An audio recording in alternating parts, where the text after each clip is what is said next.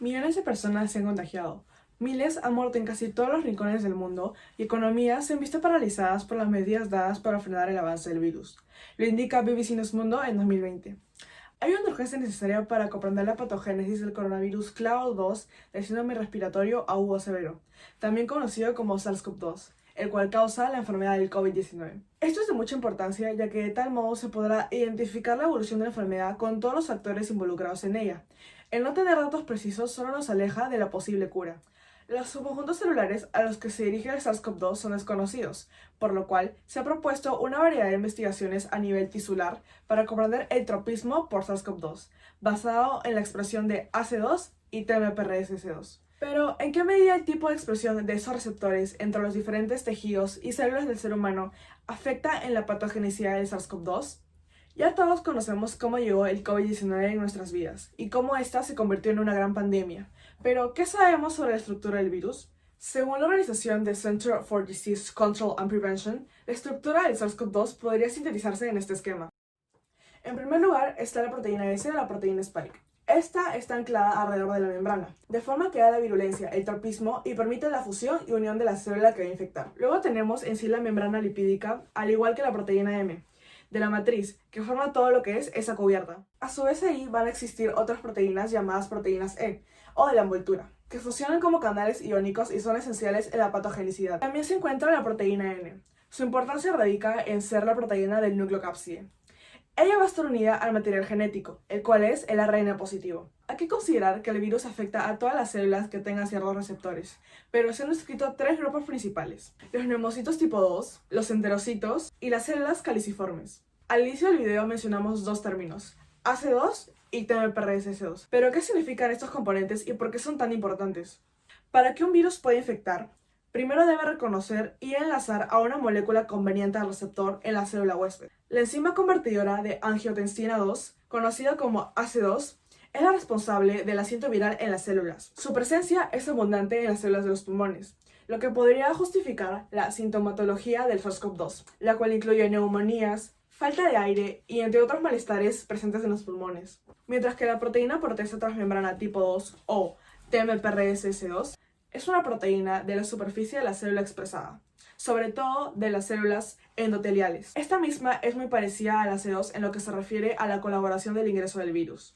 Respecto al ingreso del SARS-CoV-2 en la célula huésped, un artículo publicado en Intramed en 2020 nos indica que este comienza con la proteína S generando tropismo, ya que lo primero que debe haber es una atracción del virus a la célula, gracias a los receptores. Esta proteína S tiene dos subunidades, la S1 y la S2. Las unidades S1 se van a unir al AC2 y las S2 se van a unir al TMPRSS2. Se divide y esto forma un clivaje y un cambio conformacional que permite que se active para ingresar a la célula mediante endocitosis. Tiempo después, se tendrá el ARN viral en el citoplasma de la célula huésped, dirigiéndose al ribosoma para comenzar la lectura, para así darse la replicación y traducción de cada una de las partes del virus, incluyendo sus proteínas. Estas sufren de una ruptura, generando proteínas mucho más pequeñas, que van a formar otros complejos para multiplicar y obtener el resultado final. Luego se daría el traslado de proteínas estructurales hacia el retículo endoplasmático y luego hacia el aparato de Golgi, en donde se hará un ensamblaje para la formación de vesículas,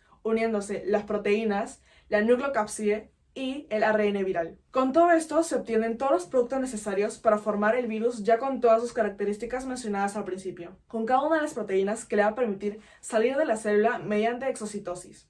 Esta célula la cual utilizó como fuente de energía, una fuente para replicarse y para reproducirse.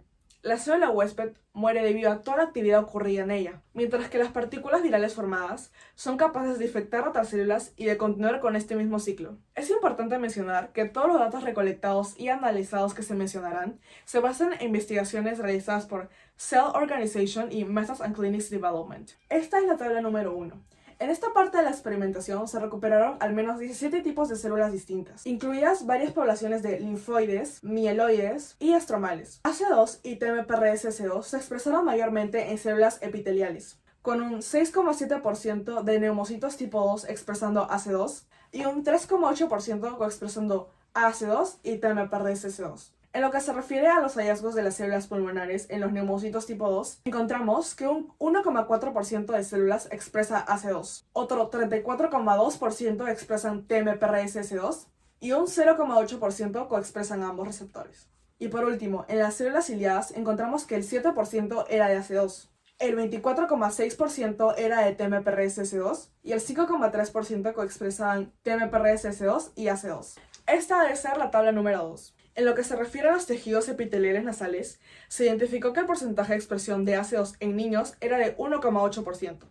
Y de TMPRSS2 era de 2,79%, mientras que en los tejidos nasales de adultos hubo una expresión de 5,22% de AC2 y un 3,35% de TMPRSS2. Por otro lado, en los tejidos bronquiales de los niños hubo una expresión de 1,54% de AC2 y un 2,46% de TMPRSS2. Y los adultos presentaron un porcentaje de 2,4% de AC2 y un 3,25% de TMPRSS2. Finalmente tenemos la tabla número 3.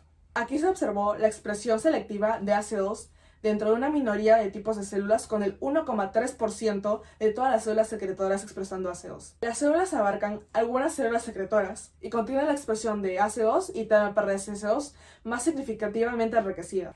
Un 4% expresan AC2 y alrededor de 28% expresa TMPRSS2. A su misma vez, se reveló una expresión consistente y específica restringida a las células secretoras caliciformes. Se dio un 4,7% de AC2, no se detectó expresión específica de TMPRSS2, pero lo que sí fue una coexpresión de TMPRSS2 y AC2 con un 1,9%. Esta gráfica fue realizada en la relación de la tabla número 1. Esta misma nos indica que las células epiteliales neumocito tipo 2 tienen cierta expresión relativamente alta, lo que confirma la teoría previamente explicada. Por ese mismo motivo, las células epiteliales neumocito tipo 2 siempre serán infectadas por el virus, gracias a la coexpresión de ambos receptores. Sin embargo, en las células pulmonares, los neumocitos tipo 2 no tienen una gran expresión genuinamente, lo que indica que en los primates la enfermedad de SARS-CoV-2 no está mortal en sus organismos, pues por ese mismo motivo no existe un contagio tan severo en los primates. Sin embargo, en el caso de las células ciliadas, que se encuentran en todo el tracto respiratorio superior e inferior, abarcando la tráquea, bronquios y bronquiolos, sí serán infectados por el virus por el porcentaje relativamente alto de la coexpresión de AC2 y TMPRSS2. Es importante tomar en cuenta que a partir de ahí es donde comienza el virus, para pasar así hacia los neumocitos tipo 2. Al visualizar esta gráfica, la cual estuvo basada en la tabla número 2, podemos identificar que los niveles de expresión nasal y bronquial de AC2 y TMPRSS2 fue mucho más bajo en niños que en adultos. También los niveles de expresión de AC2 y TMPRSS2 fueron más altos en los tejidos nasales que en los bronquiales de los niños. Y lo mismo sucedió en los adultos. Esta expresión diferencial significativa de AC2 y TMPRSS2 en niños y adultos podría contribuir en la menor inefectividad y gravedad de la enfermedad en poblaciones más jóvenes. Además, la expresión de estos receptores en la nariz a comparación de la saliva o sangre sugiere que la transmisión podría ser mayor a través de la cavidad nasal que oral.